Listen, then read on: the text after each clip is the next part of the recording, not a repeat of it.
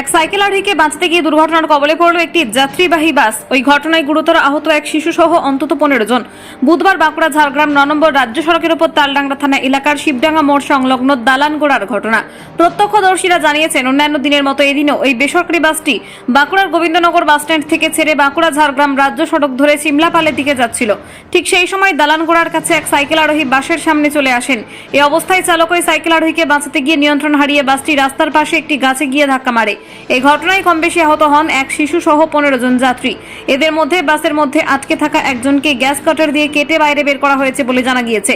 খবর পেয়ে ঘটনাস্থলে পৌঁছায় তালডাংরা থানার পুলিশ। স্থানীয়দের সঙ্গে আহতদের উদ্ধার করে তালডাংরা গ্রামীণ হাসপাতালে নিয়ে যায়।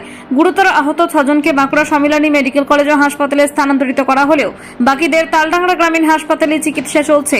প্রাথমিক চিকিৎসার পর অধিকাংশ আহত যাত্রীকে হাসপাতাল থেকে ছেড়ে দেওয়া হবে বলে জানা গিয়েছে। এক সাইকেলারকে বাঁচাতে গিয়ে দুর্ঘটনা ঘটল। কোথায় কোথায় ঘটনা ঘটেছিল? দালানগোড়ায়। কিভাবে জানতে পারছো? ওই সাইকেল আরোহী আসলে বাঁ দিক থেকে ডান দিকে যাওয়া মুখে সাইকেল আরোহীকে বাঁচাচ্ছে, বাঁ দিকে গাড়িটা একটা গাছে ধাক্কা মারে। গাড়ি বাঁকুড়া থেকে সিমলাপালগামী চালিয়েছিল। এতে আহত কতজন হয়েছে? আহত 15 জন। গুরুতর আহত? গুরুতর আহত 7 জন। বাসে যাত্রী কতজন ছিল মোটামুটি? তাও যাত্রী খানচল্লিশ ছিল। এমনি কোনো হতাহতের না, হতাহতের খবর কিছু নেই। তাদেরকে প্রথমে কি তালডাঙ্গা হাসপাতালে নিয়ে আসা হয়? তালডাঙ্গা হসপিটালে নিয়ে আসা হয়।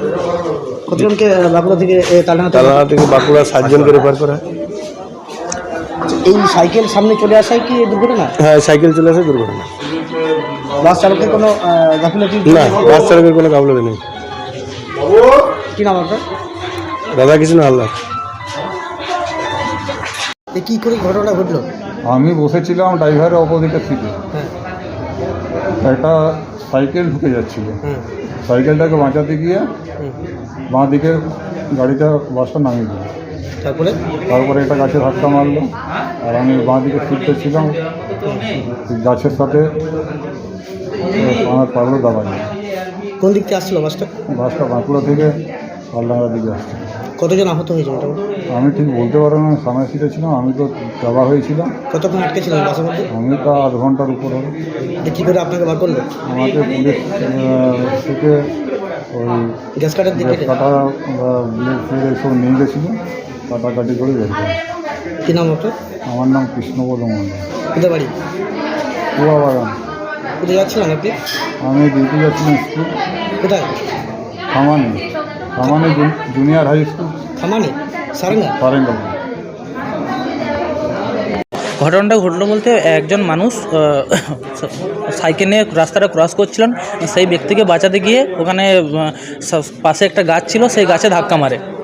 ধাক্কা মারার ফলে বাসে যারা ছিল সেই বাস যাত্রীরা খুব আহত হয় এবং অনেক মানুষের মানে মাথা একদম পুরো ফুটে যায়। মাথাতে খুব বেশিরভাগ মানুষের মাথাতে আহত হয়েছিল। Serious condition? সিরিয়াস কন্ডিশন প্রায় 5-6 জনের এরকম সিরিয়াস কন্ডিশন। কাউকে ইতিমধ্যে কি বাঁকুড়া রেফার করা হয়েছে? হ্যাঁ, বাঁকুড়া রেফার করা হয়েছে ওই বাচ্চা ছেলেটিকে।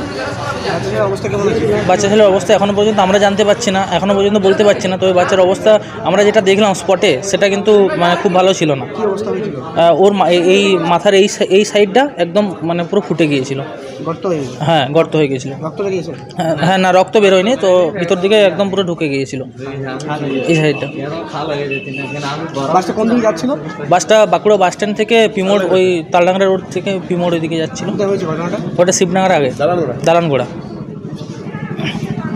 তোমরা কোথায় যাচ্ছিলে? আমরা পিমোড় কলেজ যাচ্ছিলাম।